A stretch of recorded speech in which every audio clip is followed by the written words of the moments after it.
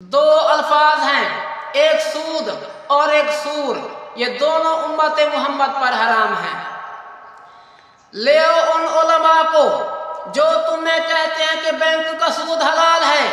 دو دو ٹکے کے ٹٹو ملا بینکوں سے پیسے لے کر اپنی منمانی کے مسئلے دیتے ہیں۔ کیا سمجھتے ہو کہ دین محمد لاوارث ہے؟ اس کا کوئی وارث نہیں ہے۔ لے آؤ ان کو میرے سامنے بٹھاؤ۔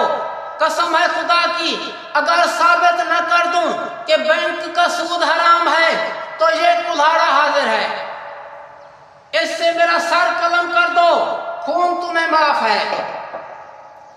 سود ایسی چیز ہے، سود کے پیسے سے کپڑا لے کر پہنو، کپڑا لعنت کرے گا۔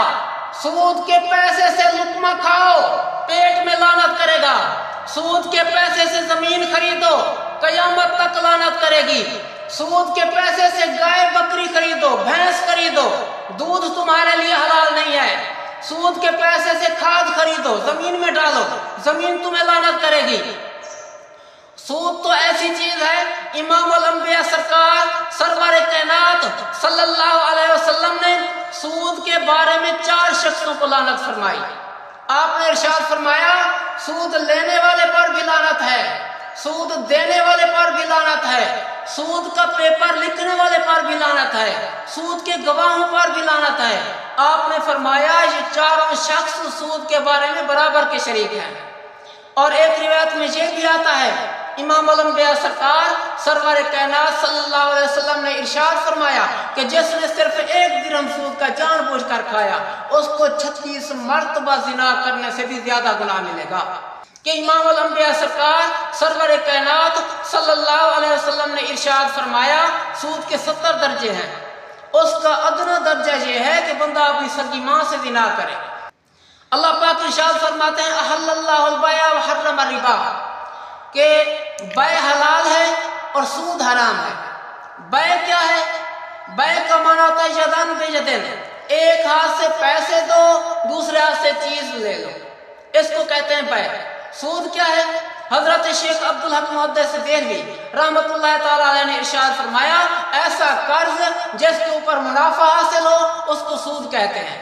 آپ گئے کسی کے پاس کہ مجھے 10,000 روپے چاہیے، اس نے کہا کتنے عرصے بعد دو گے؟ 6 مہینے بعد۔ اس نے کہا میں دوں گا 15,000 روپے، اس کو سود کہتے ہیں۔ آپ گئے کھاد کی دکان پر کہ 1 بوری کھاد کی چاہیے، اس نے کہا آج اگر پیسے دیتے ہو تو 500 روپے، اگر 6 مہینے بعد دو تو پھر ہوں گے 1,000 روپے، تو سمجھو یہ بندہ سود چلا رہا ہے، اس کو سود کہتے ہیں۔ اور اسی طریقے سے آج سے کچھ عرصہ پہلے، کچھ 100 سال پہلے کی بات کرتا ہوں، اگر کوئی بندہ سود کھاتا اور بڑے لوگوں کو پتہ چل جاتا، یعنی کہ جو بزرگ ہیں، تو وہ جوتا اٹھا کر اس کے پیچھے بھاگتے، اس کو جوتے مارتے اور اس کو کہتے کتا کمینہ بغیر عبداللہ تجھے شرم نہیں آتی، سور تو سود کھاتا ہے، اس کو گالیاں دیتے اور لوگ سود کے قریب بھی نہیں جاتے تھے۔ اس وجہ سے یہودیوں نے دیکھا، چونکہ دنیا میں سب سے پہلے جو سود کا رواج ہے ان یہودیوں نے ڈالا ہے، انہوں نے دیکھا کہ مسلمان سود سے نفرت کرتے ہیں، ان کو کسی طریقے سے یہ بیماری لگائی جائے، تو انہوں نے پھر کیا کیا، اس کا نام تبدیل کر کے پرافٹ رکھ دیا۔ اب لوگ کھا رہے ہیں سود۔ اب میں آخر میں یہ بتانا چاہتا ہوں کہ بندہ سود کھاتا ہے تو اس کا حشر کیا ہے آخرت میں، اس کا انجام کیا ہے۔ ہمارے نبی علیہ السلام معراج پر تشریف لے گئے، آقا علیہ السلام نے دیکھا کچھ لوگ ہیں جن کے پیٹ اتنے بڑے ہیں جیسے مکان ہوتے ہیں، اور ان میں سانپ اور بچھو دور سے نظر آ رہے ہیں، اور ایک گھوڑا ہے جو چھلانگیں مارتا ہے ان کے پیٹ پر، ان کے پیٹ پھاڑ دیتا ہے، سانپ بچھو نکلنے لگتے ہیں۔ اللہ کے حبیب نے پوچھا جبریل سے، جبریل یہ لوگ کون ہیں؟ تو اس نے عرض کی یا رسول اللہ تمہاری امت کے سود خور لوگ ہیں جی۔